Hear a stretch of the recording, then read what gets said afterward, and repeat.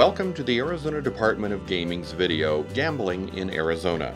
While we appreciate your interest and look forward to sharing the following information, it is important to understand that this video is not meant to provide legal advice. Groups or individuals wishing to organize any gambling activity are strongly advised to obtain independent legal advice to ensure they are acting within the law. A full explanation of state gambling laws can be found in Arizona Revised Statutes 13-3300. In Arizona, there is a general prohibition on gambling unless your activity falls into one of several statutorily recognized exceptions. Let's take a closer look. Regulated gambling, social gambling, amusement gambling, and gaming conducted by qualified charitable and state organizations.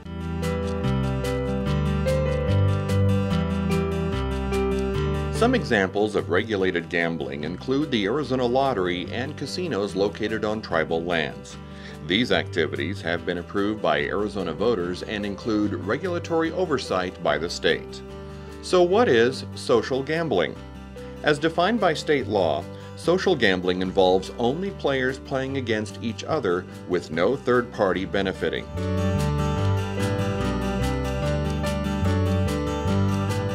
Two or more friends make a bet amongst themselves, and only they can win the money. A host cannot promote or profit from the gambling.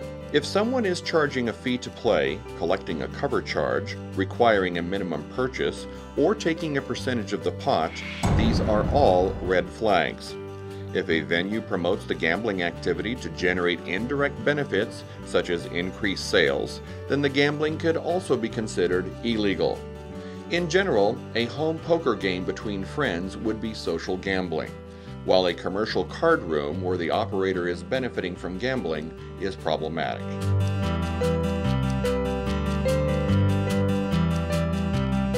Amusement gambling usually involves a device, game, or contest which is played for entertainment. The outcome of the game cannot be controlled by anyone other than the player. Prizes are limited to merchandise of limited value and free replays of the game. Prizes associated with amusement gambling must not be offered as a lure to separate players from their money. This is often referred to as the Chuck E. Cheese or Dave & Buster's exception. Amusement games are typically set up for patrons to accumulate points or tickets that can be redeemed for prizes.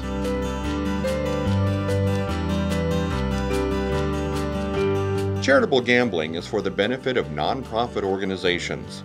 Some examples of charitable gambling are casino nights, poker tournaments, and raffles. Charitable gambling is only acceptable for certain groups, including a qualified tax-exempt nonprofit organization and designated historical societies. However, there are requirements that nonprofits must be aware of when organizing gaming events. It must be a tax-exempt organization for a certain number of years. Specific donations cannot be required to participate. A donor's ability to wager cannot depend on the size of their donation. The game cannot have required buy-ins or rebuys. Events should be set up in a raffle format. Now that we have a basic understanding of the laws, let's take a look at a few scenarios.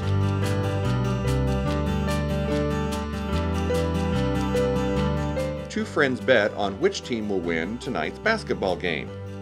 This would be an acceptable form of social gambling.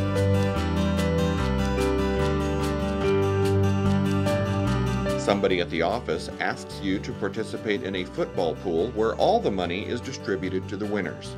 This would be an accepted form of social gambling.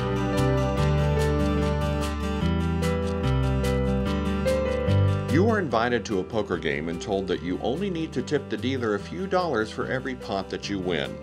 This would not be acceptable. Whether this type of contribution is voluntary or not is debatable, but ultimately no one other than the players can benefit from the gambling.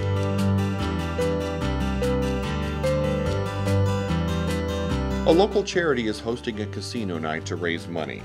You are required to purchase at least $20 worth of chips to get a seat at the blackjack table. This would not be an acceptable format for charitable gambling. Participants cannot be required to make specific donations, and other players who purchase more chips would have a greater chance of winning. These are just a few examples. While we hope that you find this information to be helpful, it is not possible to cover gambling issues entirely in a short video. Our goal is to provide insight on the questions that you must consider before organizing or engaging in gambling activities. If after reviewing this video and the Arizona Revised Statutes you have questions about gambling, please consult a legal advisor. For more information on the Arizona Department of Gaming, please explore this website or contact our main office.